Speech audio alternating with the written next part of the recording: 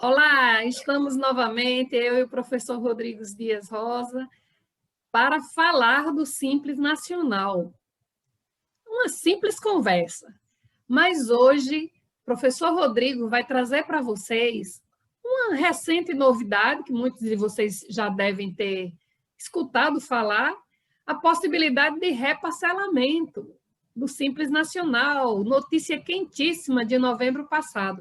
Professor Rodrigo, o que foi isso? Então, vamos falar agora sobre esse reparcelamento. Essa novidade é referente à quantidade de parcelamento que pode ser feito por ano.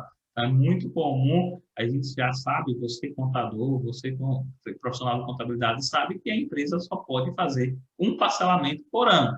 Porém, agora, o artigo da instrução normativa que fala sobre esse tema, ele foi excluído. Então, dessa forma, o que é que acontece? Eu posso fazer mais do que um parcelamento. Então, a instrução normativa é 1981.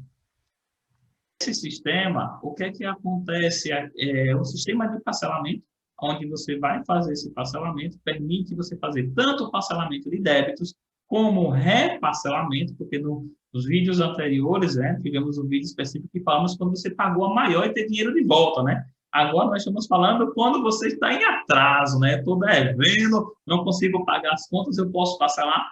Posso, né? Então tem. Só que uma coisa que a gente precisa fazer, um ponto-chave, é que esse parcelamento ele tem que estar em cobrança pela Receita Federal do Brasil, certo? Então, nesse sentido, professor, o pessoal vem, a gente estava falando lá na compensação e na restituição dos tributos, que nós temos os tributos do ICMS e ISS, e uma pergunta muito comum que vem para a gente é: eu posso também fazer o parcelamento do ICMS e do ISS? E aqui eu vou compartilhar com vocês uma tela do professor, que permite, né, esse parcelamento. Então, a regra é que eu posso sim fazer o parcelamento do ISS e do ICMS. Porém, nós sabemos, temos mais exceção do que regra, né, professor? Então, quando a gente fala em exceção, se houver transferência de dívida para os estados e municípios, por quê? A Receita Federal ela cobra o ISS e o ICMS. Porém, o município, o estado, ele pode ter um convênio com a Receita Federal e ter sua dívida ativa justamente referente também aos tributos do Simples Nacional. Então, se houver o seu município e seu estado tivesse convênio e a dívida já estiver sendo cobrada pela dívida ativa do estado e município, eu não vou poder fazer esse parcelamento aqui no portal do Simples, certo?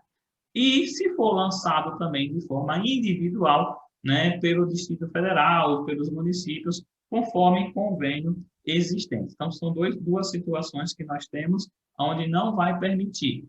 Outra situação que não permite fazer esse parcelamento, ele não vai se aplicar e multa por descumprimento de obrigações acessórias, e aí vocês sabem muito bem que tem algumas obrigações acessórias que o Simples Nacional também precisa enviar, e aquela parte, aquele INSS, que a gente chama de INSS, né, professora? Mas, na verdade, é contribuição previdenciária, né? Mas, como estamos no Brasil, colocamos apelido nas pessoas, né? Então, a gente chama de INSS, mas, na verdade, não é INSS, é contribuição previdenciária patronal, né? Então, se você tem a contribuição patronal referente àquelas atividades que é pago fora do Simples Nacional, que, inclusive, se você não assistiu, tem um vídeo que nós explicamos isso para ti, quais são qual é o ISS, né, dentro do Simples. Então, nesse caso, não pode fazer o parcelamento. E se o débito já estiver escrito na dívida ativa da União, então, cuidado. Esse parcelamento que estamos conversando é aquele que está em cobrança pela Receita Federal, não é aquele que está já em dívida ativa da União. Então, é um estágio antes da dívida ativa da União. Então, se tiver com essa cobrança lá na dívida ativa, esse parcelamento não vai poder ser feito. E, claro, o MEI também não vai poder fazer esse parcelamento aqui que é previsto nessa parte, né, dessa nova mudança na instrução normativa. Como você sabe, além dos tributos do Simples Nacional, existem alguns tributos que são cobrados do Simples Nacional. Um exemplo deles é que você tem a obrigatoriedade de fazer a retenção do imposto de renda na fonte dos seus prestadores de serviços, imposto de renda retido na fonte dos seus colaboradores. Isso também não faz parte desse processo, né, de parcelamento. E aí, o pessoal vai e pergunta, quantas parcelas no mínimo tem que ter? No mínimo 2 parcelas. Lembrando, só para não custa nada lembrar, né? Todo parcelamento, inclusive esse, né, só tem validade quando paga a primeira parcela em dia, certo? Então, tem que pagar a primeira parcela no seu vencimento. Então, o mínimo são 2 parcelas e o máximo 60 parcelas. E a parcela não pode ser inferior a R$ 300. Então, é justamente essa mudança que houve. Então, é muito comum a gente dizer só pode fazer um parcelamento no Simples Nacional, mas agora você pode fazer mais do que um parcelamento no ano. Esse artigo da ação normativa ele foi excluído, vamos dizer assim. Então, essa é uma grande novidade para a gente que veio agora nesse final de ano, e justamente porque estamos passando por uma crise financeira, né? Então, se não permitir um novo parcelamento, né, vamos ter mais problemas aí no fluxo de caixa das empresas. Dicas valiosíssimas para entrarmos em 2021 atualizadíssimo em matéria tributária. Então, esse fez parte de mais um bate-papo com o professor Rodrigo Dias Rosa, tratando do Simples Nacional numa simples conversa. O simples não tem nada de simples, né, professor?